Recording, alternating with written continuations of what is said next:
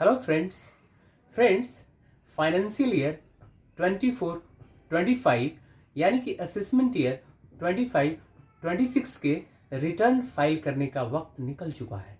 यानी कि अब आप न तो बिलेटेड रिटर्न फाइल कर सकते हैं और न ही रिवाइज रिटर्न फाइल कर सकते हैं। लेकिन अगर आपको ऐसा लगता है कि आपने ऐसा कुछ इनकम जो फाइनेंशियल ईयर 24-25 में था उसको आपने रिपोर्ट नहीं किया और आपको लगता है कि इनकम टैक्स की नोटिस ना आ जाए, इससे बचने के लिए आप उस इनकम को रिपोर्ट करना चाहते हैं, then you have one option, that is ITR-U, यानी कि ITR updated return.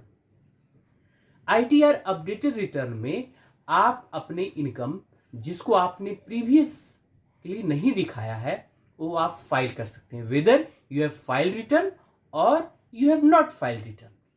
ITR updated का यूज यही है कि अगर किसी भी इनकम को आपने नहीं दिखाया है तो आप ITR-U फाइल करके अपने इनकम को दिखा सकते हैं। ITR-U फाइल करने का time 4 years from the relevant assessment year होता है, यानी कि असेसमेंट ईयर 25-26 के ITR-U फाइल करने के टाइम 31 मार्च 2030 है। फ्रेंड्स, याद रहे कि ITR-U से कोई भी बेनिफिट्स टैक्स पेयर को नहीं होता है, यानी कि it is only a mechanism through which you can report any income which you have not reported earlier. Now दूसरा सिनारियो लेते हैं।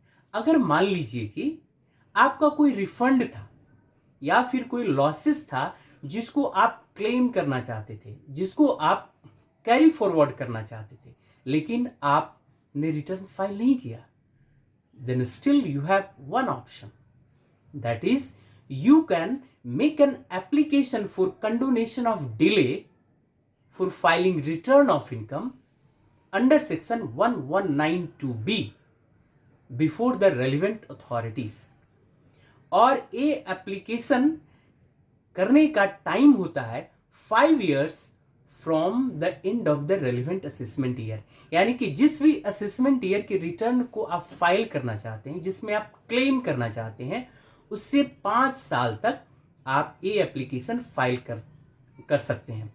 और ये एप्लीकेशन फाइल अलग अलग रेलिवेंट अथॉरिटीज के समक्ष किया जाता है, डिपेंडिंग अपॉन अमाउंट कितना इन्वॉल्व है रिफंड या लॉस का। अगर आपके रिफंड या लॉस का अमाउंट 1 CR तक है, then you can make application before principal CIT, principal commissioner of income tax. अगर रिफंड का अमाउंट 1 CR और लॉस का अमाउंट 1 CR से 3 CR तक है, then you can make application before CCIT, chief commissioner of income tax. लेकिन अगर beyond 3 CR है, then you will have to make application before Principal Chief Commissioner of Income Tax. So friends, please stay tuned, stay informed. We are here to help you. Thank you.